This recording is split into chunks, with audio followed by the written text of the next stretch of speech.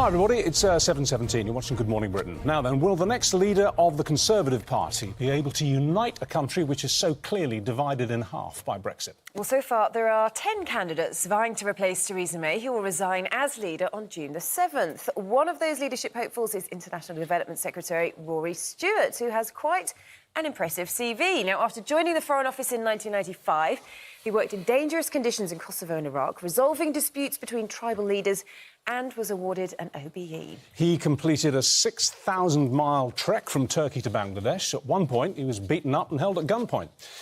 In 2008, he was made Professor of Human Rights at Harvard University. Then, not long after, the Hollywood actor Brad Pitt bought the rights to his life story. Rory was appointed Environment Minister in 2015, and he's the guy responsible for bringing in the 5p tax on plastic bags. He even delivered the speech of the year in Parliament when he spoke passionately about hedgehogs. And Rory Stewart joins us live now. Well, look, that's the good stuff. You've caught a cold already. You were on 5 Live the other day talking to Emma Barnett, and you made up a fact. You said that 80% of the British people were in support of the new deal that Theresa May wanted to put forward, which, of course, is now dead in the water. Why did you say that? That was a really weird thing to say. It was a weird thing to say. I think it was straight after it was announced, and I wanted to say that I felt the vast majority of the country were in the centre ground, and I couldn't have been more wrong. You're absolutely right. 80%? Yeah, I couldn't have been more wrong. And actually, as soon as I said it, I apologised you about did. 15 seconds later. But what we've discovered is the country is actually incredibly divided. Just hang on a second. We'll come on to that. Sure. That was kind of your Diane Abbott moment. Now, she didn't apologise. She tried to blag it out in her radio interview where she got the figures wrong about the police and funding for the police. It was a salutary lesson, wasn't it? I mean, you've put your head above the parapet big time now, that these things can happen on the campaign trail. You can find yourself, you can hear yourself saying things which are just garbage. You've got to guard against that. Have you learnt from that experience? Yes, and I think one of the most important things is just trying to keep calm through all of this. So yes.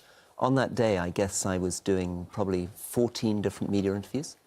And even at the moment, in the middle of this, I fell down the stairs, cracked my ribs just over a week ago.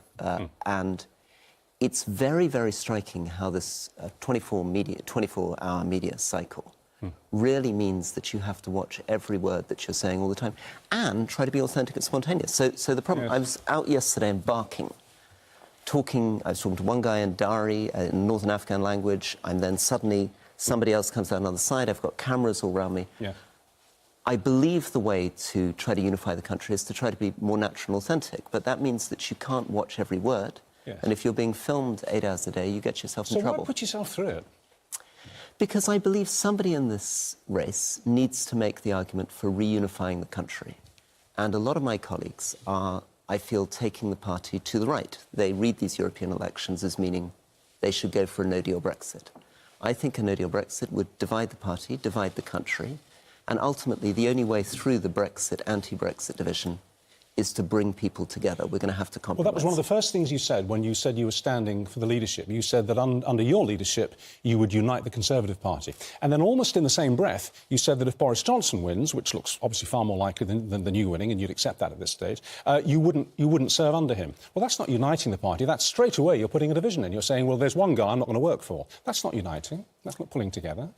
So what I'm saying there is that I have, unfortunately, principles, and one of those That's not unfortunate, no. One of those principles is that I can't support a no-deal Brexit, and if I was lucky enough to be invited to serve as Foreign Secretary or International Development Secretary in a Boris Johnson government, I couldn't advocate for a policy that I don't believe in, because I think a no-deal Brexit sounds very tempting, but it's nothing. It's not a thing. It's a failure to reach a thing. Well, then how can you unite a party that's divided on that exact point? I mean, it seems that some of them... I mean, Esther McVey, Boris Johnson saying, we will go for a no-deal Brexit. Esther McVey said, I won't even bother going back to Brussels. We'll just go for the door on the 31st of October.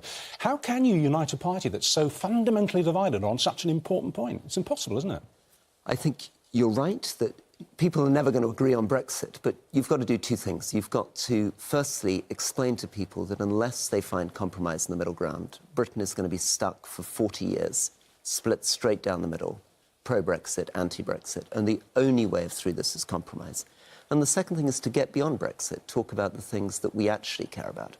talk about what kind of industrial strategy we want. Hang on, let's just stay with the compromise. Yep. I'm sorry, Charlotte, I'm doing a Piers here. I'm not but how do you get that compromise when Esther McVey and Boris Johnson feel as passionately about a no-deal exit as you do about not going for a no-deal exit? How do you find the middle ground? Because they're not going to agree with you and they're not going to give up that principle.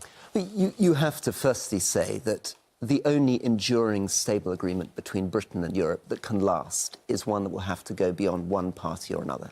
So if they took through a no-deal Brexit on the far right of our party, as soon as the Labour government came in, the whole thing would be reversed again. We need a deal with Europe that will last for 40 years. Well, and we need to try to bring the British people and with then us. I'll back away for a bit. Just one last question. How can you negotiate with Brussels? I mean, most people agree that it's much better to get out with the deal than not with one.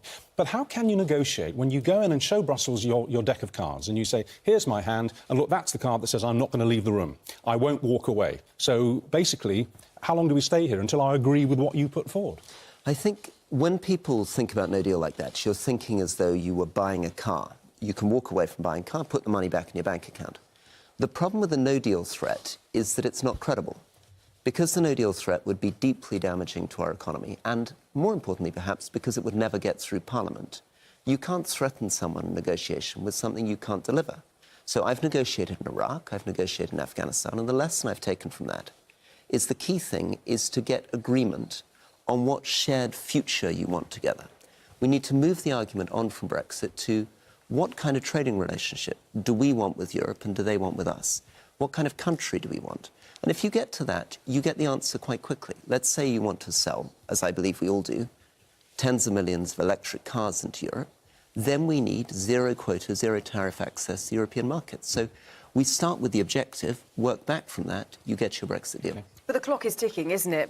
Counting down to the 31st of October and what we're going to do then. What would you do with Theresa May's deal that she's got agreed at the moment? Would you be working with that as your base?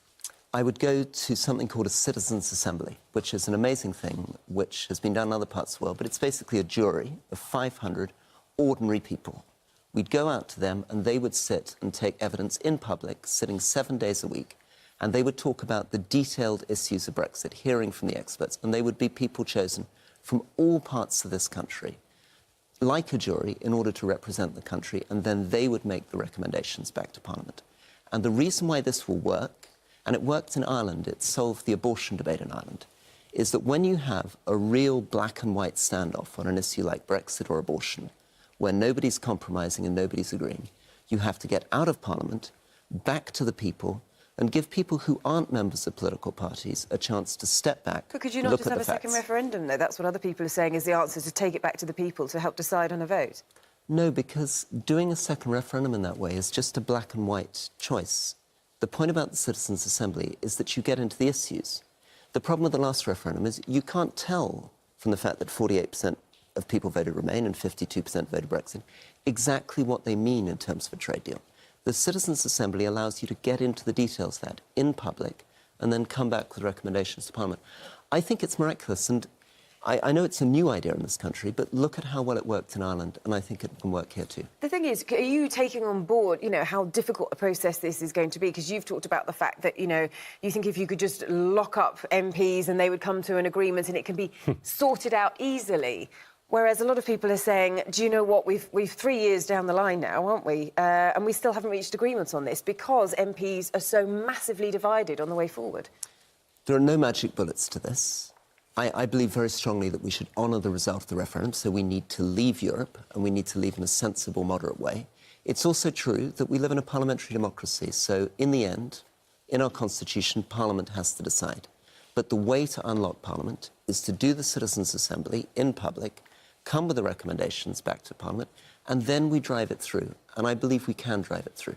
Do you, John? No, I was going to say, it's a crowded field, isn't there? There are 10 of you now going to be hoping to be the leader of the Conservative Party. One of the ideas is to have live television debates. Is that something that you'd embrace to help decide who it should be? I'd love to do that. I think this is about ideas. I'd love to debate Boris.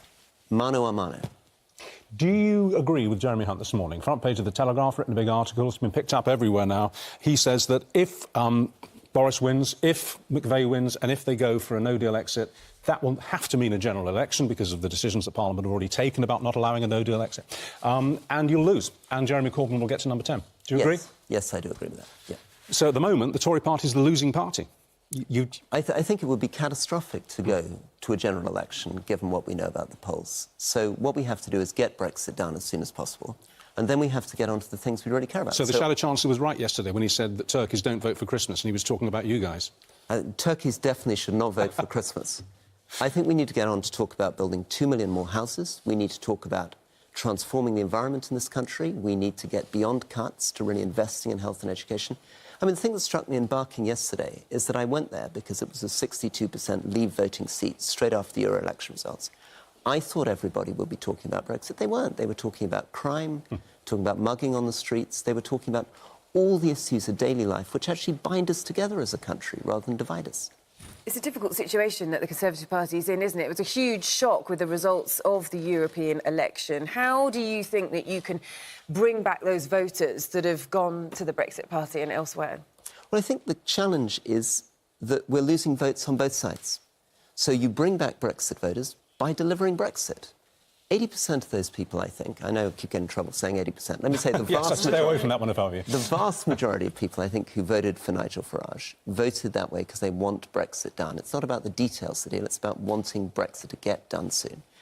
And you bring back the Remain voters and younger voters in cities by talking about things they care about. That's why I'm talking about climate and the environment. That's why I'm talking about housing.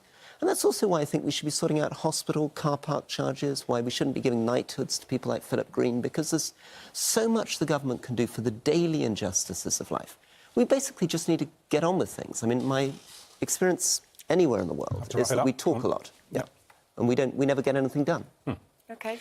Well, good luck with the forum idea. Thank you. I think it's fascinating, actually. Just before we go, actually, because I know you're championing the camel chino and the camel milk. I don't know whether you've actually tried camel milk yet, have you? I just tried it a little in the studio, but I'm very excited. Can I very quickly Our gifts just to you. Explain to the audience, this is the British Department for International Development working with female camel farmers, northern Kenya, drought-resistant areas, producing this thing. So we should all be drinking here we go. camel milk.